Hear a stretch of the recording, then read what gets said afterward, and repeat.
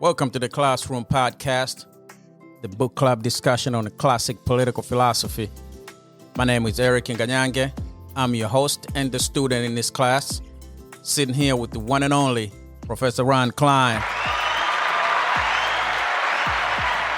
Professor, how you feeling?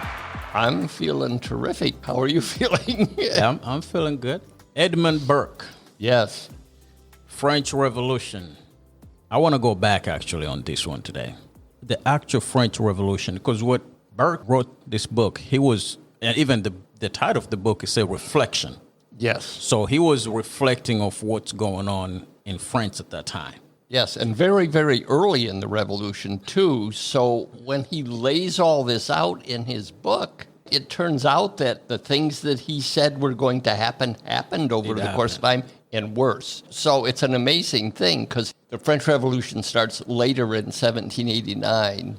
He gets a request from a French friend. What did he think about what he's seen so far? And he says, well, I haven't seen enough yet. So he waits for like 3 months and then sits down, and then he describes it as sort of, not his words, but a frenzy of passion because he thinks he sees what's going to happen, and writes it, and it's published in the spring of 1790, so it's only been on for a few months. I realized when I was doing my homework on this one, I don't know much about French Revolution, and I want to start there. What was the French Revolution, and why did it happen? Oh, it's fascinating. It's one we should pay close attention to because it essentially is the typical revolution to overthrow a government. In other words, all the bad things that we see in the French Revolution typically happen in any revolution to overthrow a government. We fall into the bad habit of thinking, revolution, it'll be like the American Revolution, which wasn't a revolution, as you and I know. Mm-hmm. They weren't trying to overthrow the English government and take over. They were trying to secede. Yeah. And they did. That's a huge factor in how it turned out, because they didn't have all of the ancillary violence after the Secessionary War was over. Plus, they inherited all of these English traditions about government and law because they were English folks, English citizens. They had a huge, long-time culture to build on, and well worked out and well thought out, but not turn over the apple cart. That's what happens in revolutions. You turn the apple cart over, you clear the table of everything, and you start over, and then discover you have no idea what you're doing. And that's what happened in the French Revolution. So let's go back a little bit. France was a typical, what is called an ancient regime. And what that means is there's a king and his powerful nobles. That could be a queen as well, but a monarch and their powerful nobles, where the nobles provide the troops for the army. And that's important because that's a balancing thing. And then the church. The church is very significant, so that high church people are part of the central government. So they join the monarch and the aristocracy, and they're the ruling class. And the church people are so important because they're the educated ones. Oh, okay. Right? I mean, it's kind of amazing. A lot of famous kings couldn't write even read, and they would tap people from the church who were superb at that. So, and they were trained to write letters, for example, and to think through complex issues. So they found a way to be into the government that way legitimately. And then there was the rest of us. It's seen, like in the French, as we lump all those people together as the third estate. But that includes a lot of different folks, right? First, over that third group. The third group. Everyone else. Yep. Yeah. And so in any medieval feudal society, over half the people have to be farmers to feed the other people who aren't. So there's that class, and they are generally serfs. They don't own their land. They get to use it, and either they pay rent. So that there's that group. And then there are people who live in cities. And in cities, we have what? Merchants? City folks. City folks. The cities are divided into two classes as well. There are walled cities and unwalled cities. The walled cities You can recognize them in England because they end in Burg, B-U-R-G-H. That means walled city. So Pittsburgh was walled at one time because it was a fort, not because they built a wall around the city. But the same idea. So we have the walled cities, and they had some standing because typically if you were, let's say you were a serf or a slave, and you could escape into a walled city, you were free. So that's what the ancient regime looks like. It's like that. Those are the factors we're dealing with. The French had decided that they were going to divide all their people into three classes. We've talked about the third estate. That's everybody outside the high church people and the nobles. The second estate, so the next higher one above the rest of us, is called the second estate. And so you get the bishops and archbishops and cardinals, those kind of people. Okay. And then you get the first estate is the nobility. So earls and dukes and what have you. And the king stands above that classification, so he's not part of the first estate. He's above it. Above, okay. All right? Yeah, should make sense. Makes sense. The fact that they'd formed these estates tells us, and we know from all the records, that they used to bring the estates together in one meeting in Paris. They bring them together so they can tell them they're going to tax them. So they'll bring these two groups together. Three. They'll bring all three of them. Okay. We're going to tax you. We're going to tax you this much for this long, and we expect you to go out there and sell it to everybody so it happens smoothly. Okay, so now we're going to vote on this. Okay, so here's how we vote, by estate. The first estate gets one vote, the second estate gets one vote, and the third estate gets one vote. Fair, right? Every estate's treated equally. So I'm guessing the first group and the second group go. The first group goes, and the second group goes. And guess doing what? A vote. They're on the same side. Yeah, so everyone else is just left like, well, we already counted the vote. Yep, right. You guys can go home now.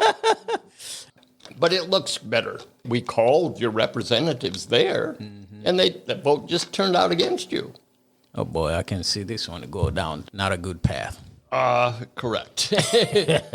So as time evolved, at least the third estate got the right to be there, to be represented.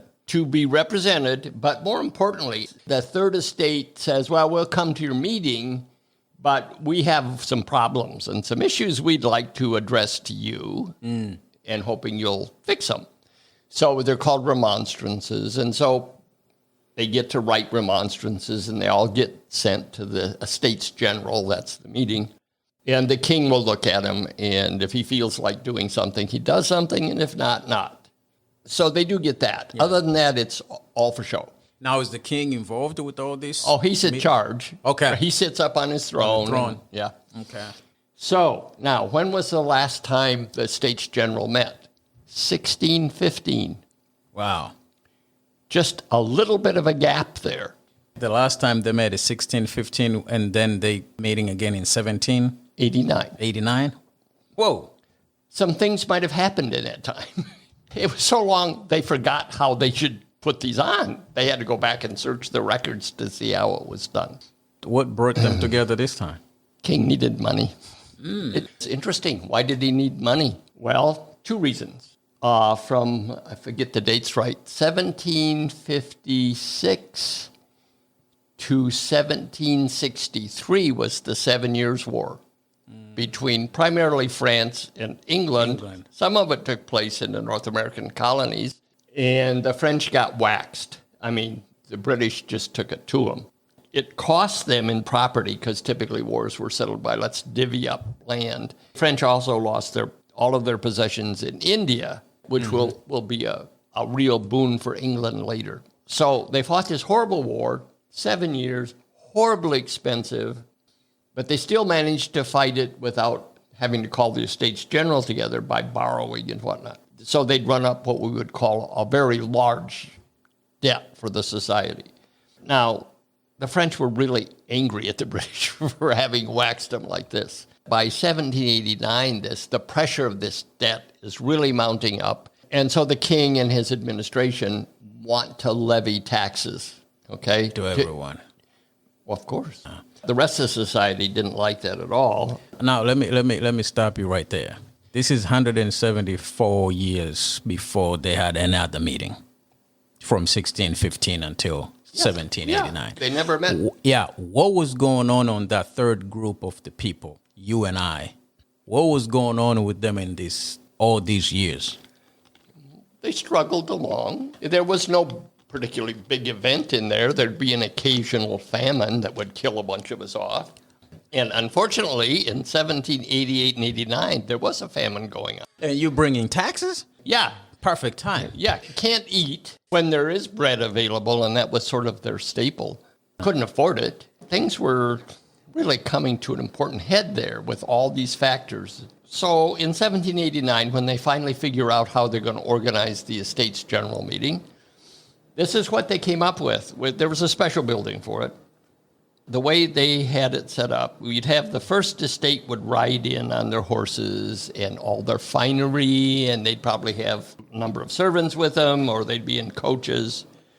And so they would come in, and they come in the big grand entrance, and they'd take their seats. So next comes the high church people. Mm-hmm. They were as fine as the aristocracies, and they would ride in on big horses. So there they go, and they go in the door right after the nobles.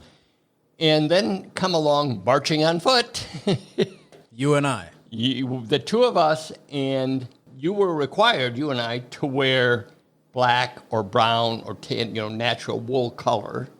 No finery. Can't wear that. That's a sumptuary law. Come in. Why was that?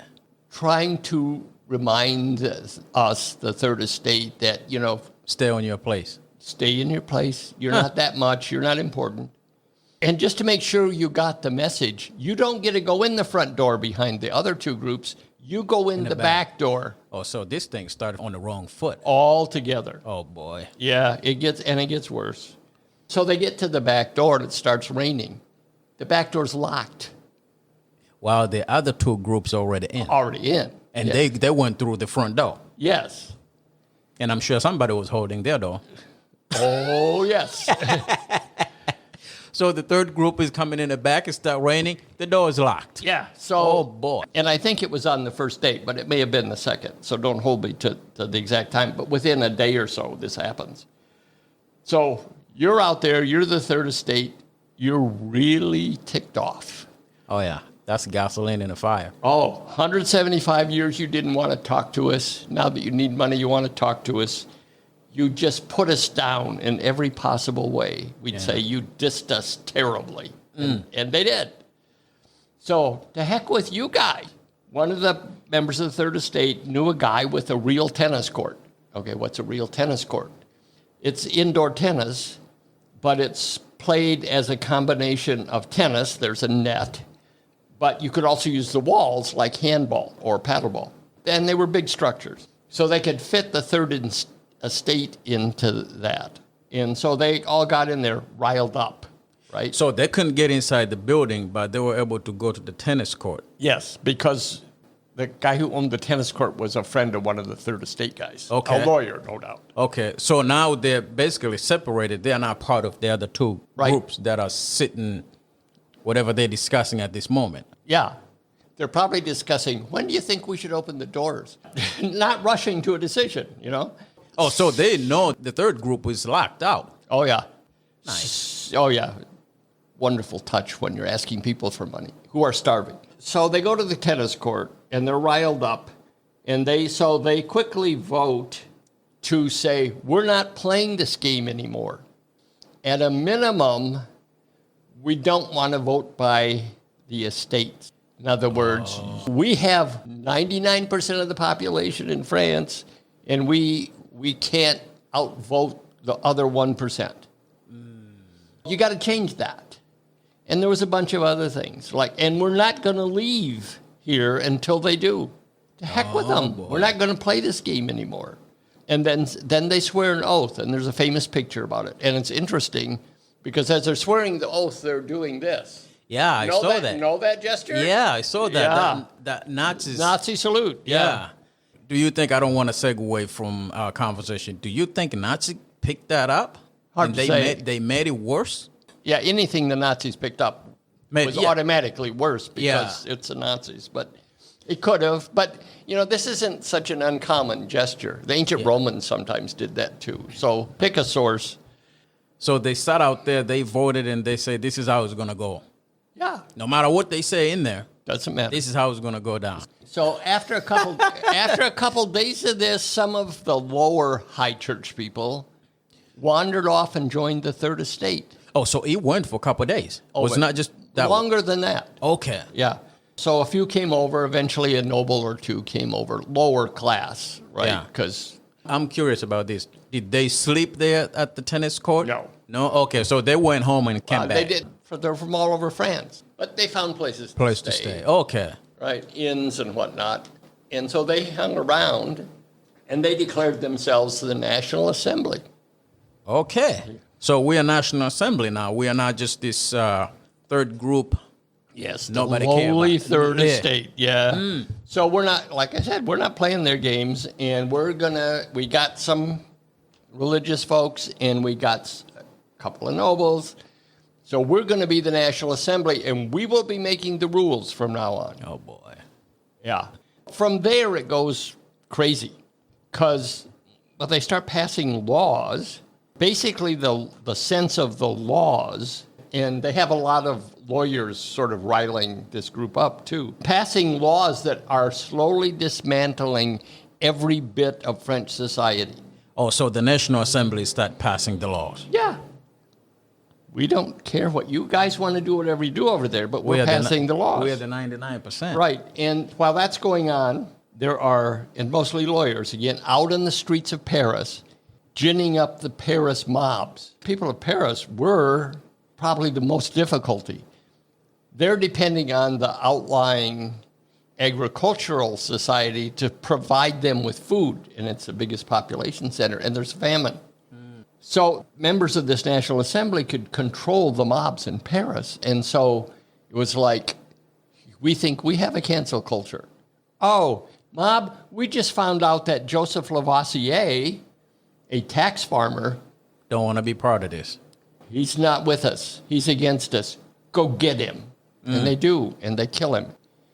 So the National Assembly, which is the third group, the 99%, whatever, now is trying to collect as many people as they can on their side. Absolutely. And basically, like you said, dismantle the whole system, bring the new system in. Yes, first you got to clear the old away. It's like when you garden, in the spring you plow everything under so you have fresh dirt, and then you plant your plants and they'll grow. Well, this is the same idea. We'll plow the country's government right into the ground and its society. And then we'll fix it right. Sounds like Joe Stalin. That's right. This is every serious revolutionary you've ever seen. Yeah. Okay? So with the mobs, they can offset sort of the military. Because normally, if Louis XIV would have been there, this little revolt would have lasted half an hour. Because he'd just turn to the army and say, Clean them up. Clean them up. Get them out of there. We just will ignore them. What was the army this time? They were sitting there waiting for orders. Louis XVI was not aggressive. He was passive. And once the mobs got ginned up in Paris... Too late. Too late. And they really went at it. One of the first things they did is, and this is a very famous incident in the French Revolution, big mob, they didn't have weapons besides pitchforks and stuff. So they went around looking at military sites where the military stored gunpowder and weapons and so on. And so they raided them and got some. And they went to this fortress called the Bastille. Monstrously large building, was held largely for political prisoners. That's another thing that doesn't make people happy. So they go attack it. And it's a symbol of things they hate. Understandably, because here's the government stifling dissent by putting... Lock them up. And throw away the key. Yeah. So they broke that out, and they let people out. Well, wait till you hear the full story. At the time they attacked it, this is a gargantuan building. It's a fortress. There were 7 prisoners, and there were a few guards, and they were all of older soldiers who'd been wounded, and they were sort of kept on pension, and they were just there to pro forma guard the place. So this mob surrounds them. But so they said, well, we'll negotiate with you. And so the guy who's in charge of it says, okay. And so they come to an agreement. The troops in the Bastille agree to leave. The mob agrees they won't harm them in any way. So they've come to the agreement, and they open the big front door, and a few guards march out, and the mob immediately kills them. Of course. That's how the mob works. That's how mobs work. So they do that. And so the Bastille becomes the icon. The French still celebrate on July 14th every year, Bastille Day. That's when we won the revolution. Well, not exactly. Here's the other fun thing. So they celebrate that day? Every year. Okay. That's their Independence Day. Huh. So they killed the guards. I'm assuming they let the 7 prisoners out. Yeah. Who must have been shocked that they were walking free. I would be too. Yeah. So that event happens, and, then it just gets wilder and wilder. A mob, they start killing aristocrats and church people, slaughtering the church people. So they start going after the first 2 groups. Yes, but not just the high people in the church, all of them, priests, nuns, subdeacons. If you were associated with a monastery or a church like Notre Dame or Monastery of St. Victor or somebody, they're killing everybody. Because they're looking at them as enemies. Yes, they are. They're against us. So it's us against them. It's us against them, and we have the upper hand. We have no constraints. It's our time. Gone wild. And they would slaughter these priests, parish priests and nuns in convents. Oh, yeah. I mean, it was horrible. Oh, yeah. I believe when the mob get out of control. Yeah. And this goes on for years, right? And it just keeps getting worse. Now, where's the military? The king still... They send a mob out to capture the king at Versailles. He's in Versailles. Oh, so he cannot even call the shots. Well, he has a small guard around him, but there's no resistance to these mobs. They go out to Versailles, which is 14 miles from the center of Paris, I think. It's a humongous structure. I've been there, and it's huge. Their orders are, bring the king and the queen and their kids back to Paris so we can keep an eye on them. The mob wants that. Yes, we're going to watch him because we want no skullduggery on his part. The aristocrats say, I think they might be coming after us. Brilliant, these people. So they get their families together, as much treasure as they can take, and flee, like to Austria or someplace, to get out of the way because they can see what's coming.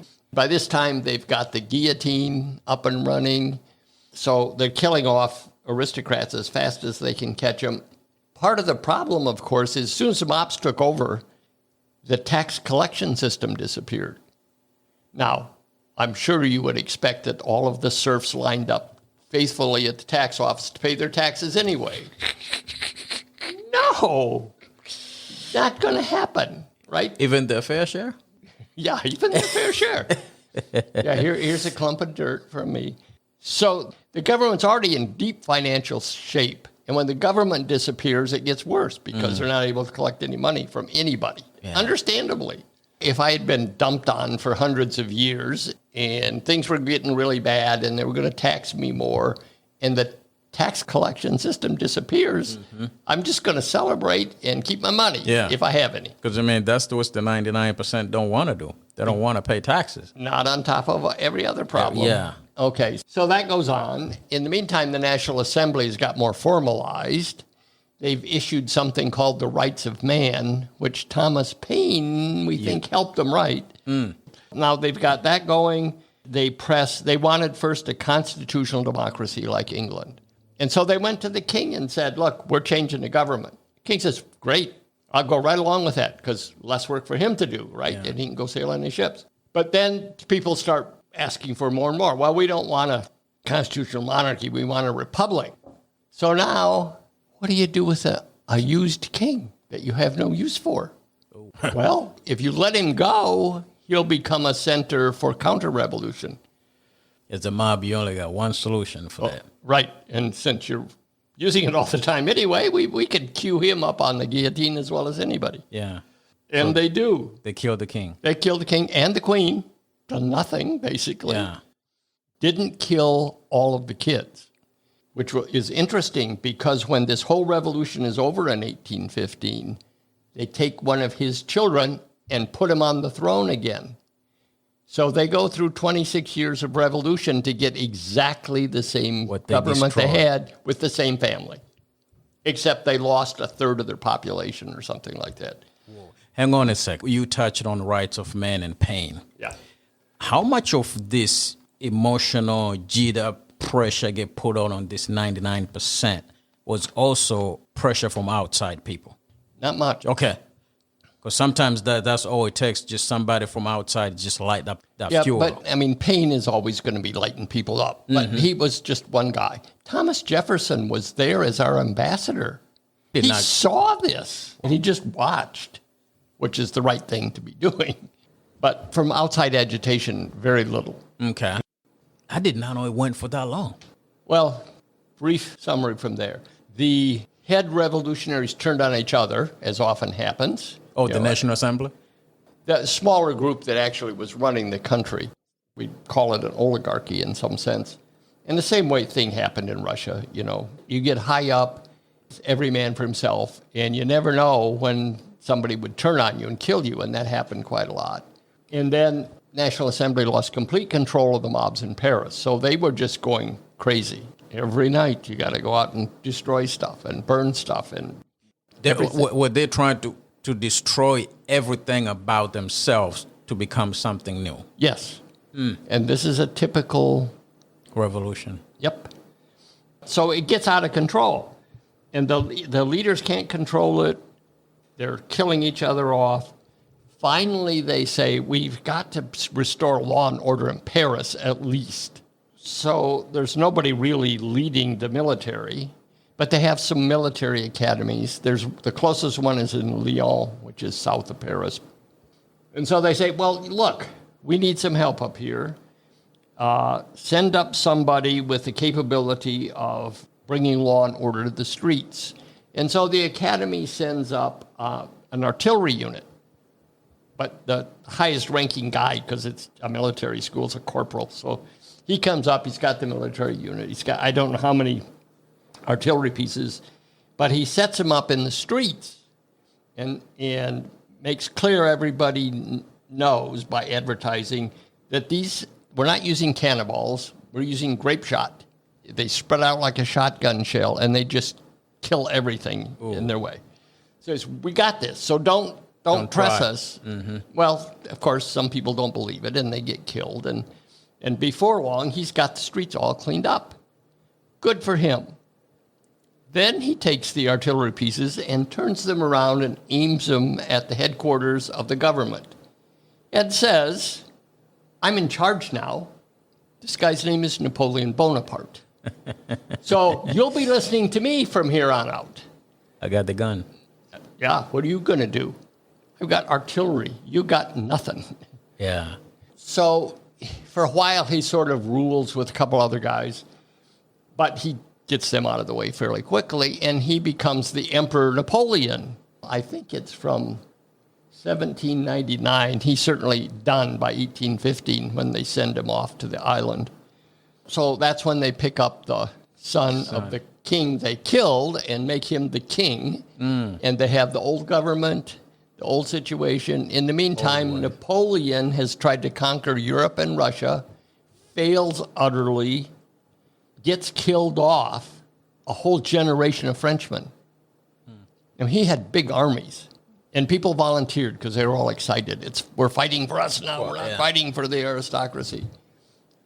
But, he's rated as a top-notch general, and they study his battles in military schools. But my minority opinion is very overrated. He always outnumbered the other guys by a lot because they were using their smaller armies.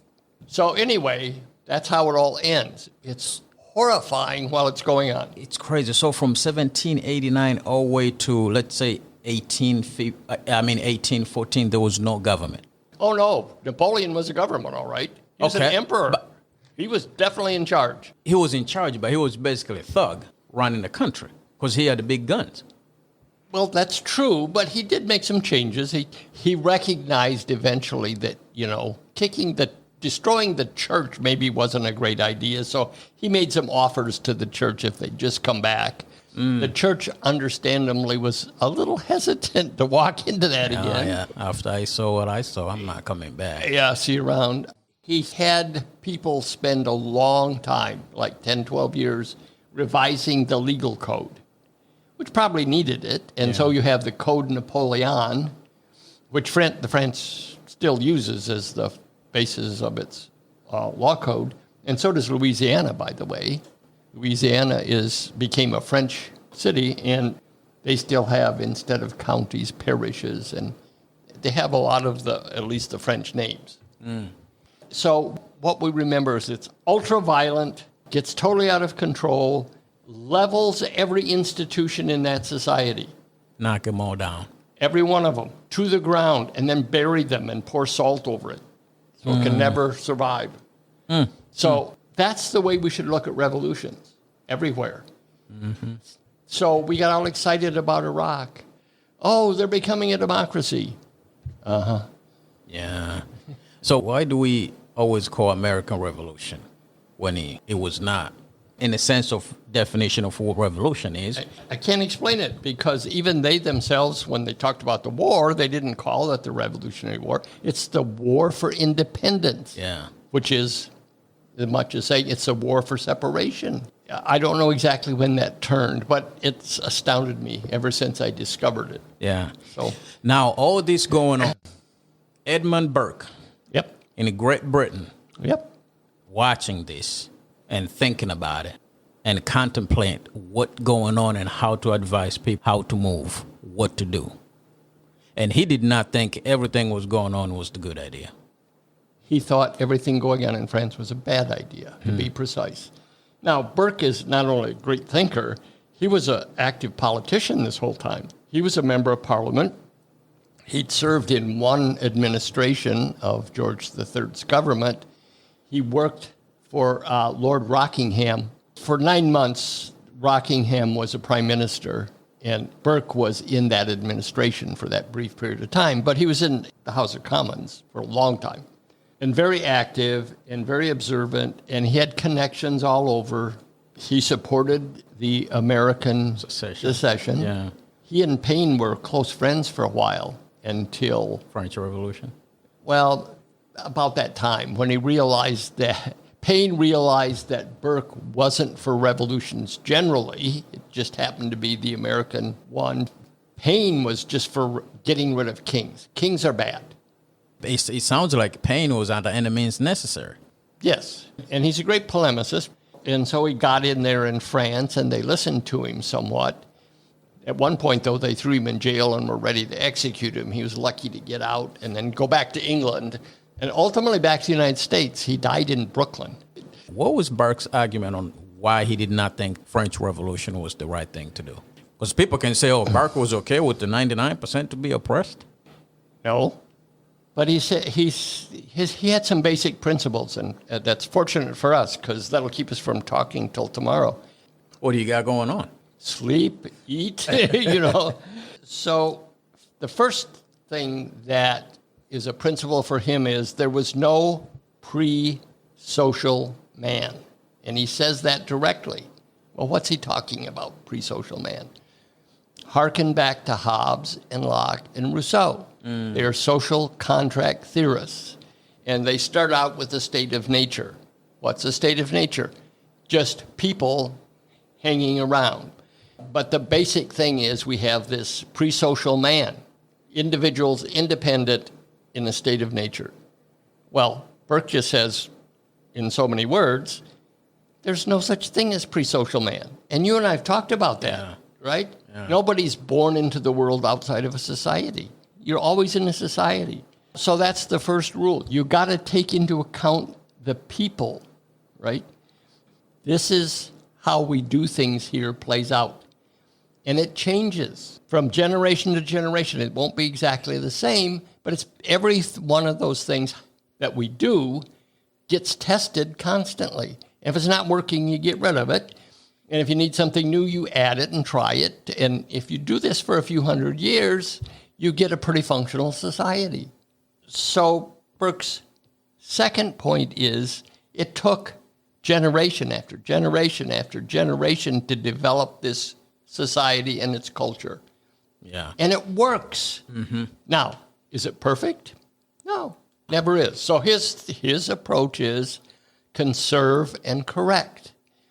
You conserve most of it because it's good. You identify the things that aren't working so well and you ask, is this something we should change? But don't overthrow everything because nobody's smart enough to build a culture from zero. Yeah.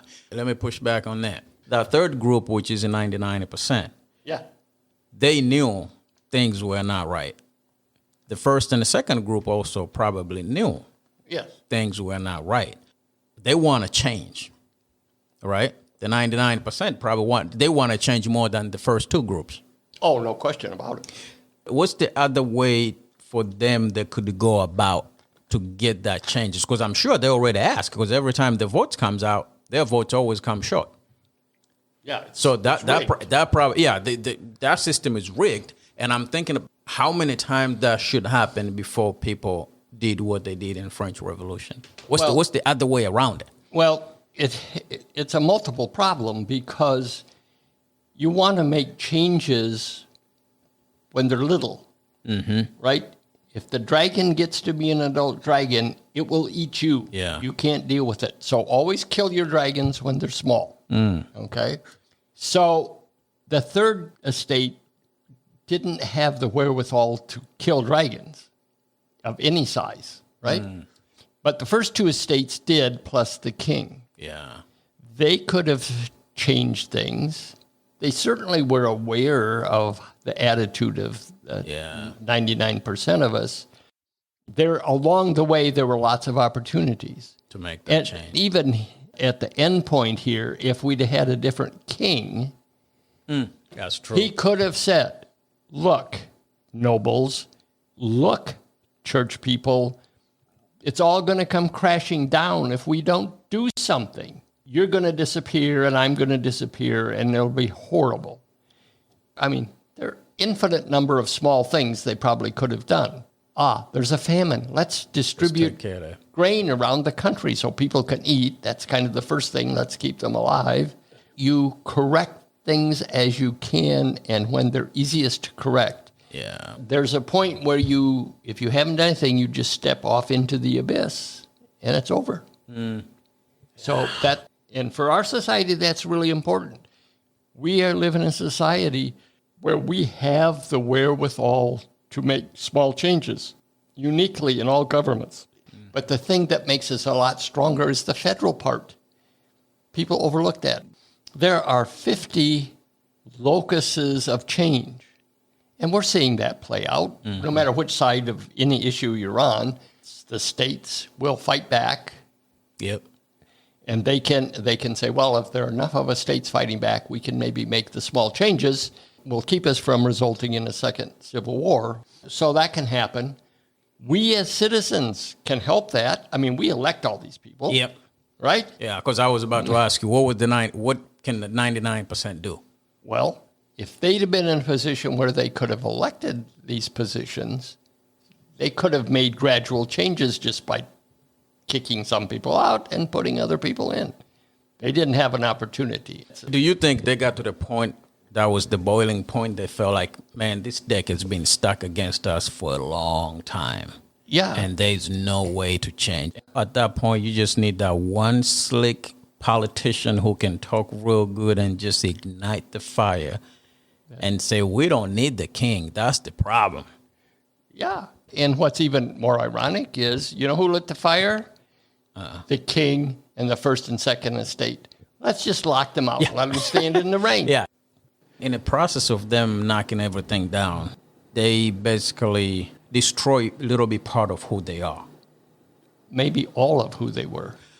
How was that process to build back up?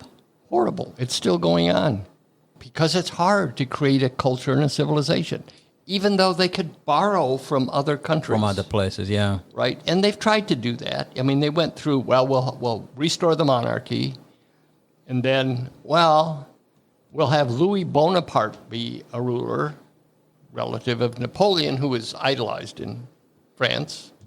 Then we'll try somebody else, and we'll have a republic, and then we'll do something else, and then we'll have another republic. And they've been stumbling, and I'm sympathetic because it's really hard to build back from what they did.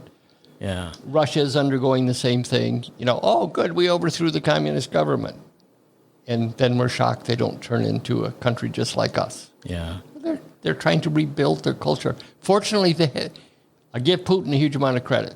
First thing he did when he actually took power was, I'm rebuilding all of the churches. And that has made for a great deal more stability in Russia than we had any reason to expect. And you can imagine it took a long time in France to get the church to trust you enough to be there. I mean, we're faced with these same issues today. Yeah. There are people who want to tear down stuff that maybe shouldn't be torn down. And if it's torn down, what happens to our culture?